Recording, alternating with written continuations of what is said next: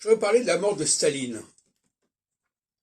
Ça m'a toujours choqué de voir que André Barbeau associait la conjonction Saturne-Neptune, mais il pourrait associer n'importe quoi, ça serait la même chose, à la mort de quelqu'un.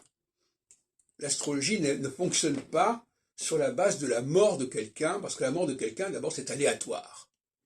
À moins qu'il ait été assassiné, à moins que c'était été le résultat d'un processus bien défini, hein, comme une guerre.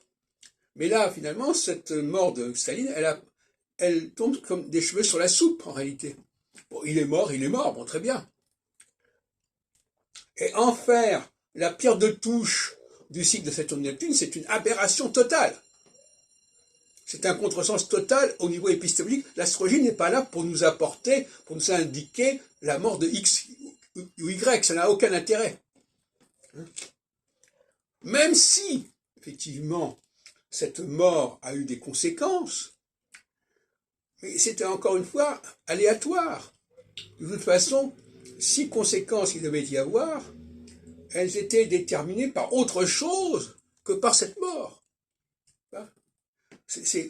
Croire que c'est la mort de Staline qui est le vecteur de l'impact en question, c'est une aberration totale. Je suis désolé de le dire. Donc, finalement, André Barbeau a trouvé une corrélation qu'il a rangée, parce que Saturne-Neptune était au rendez-vous de la Révolution de 1917, et si vous ajoutez 36 ans à 1917, vous arrivez à 1953. Et donc, 1953, il attendait que quelque chose se passe. Et il y a eu cette mort de Staline. Donc, c'est venu valider sa théorie sur la conjonction Saturne-Neptune.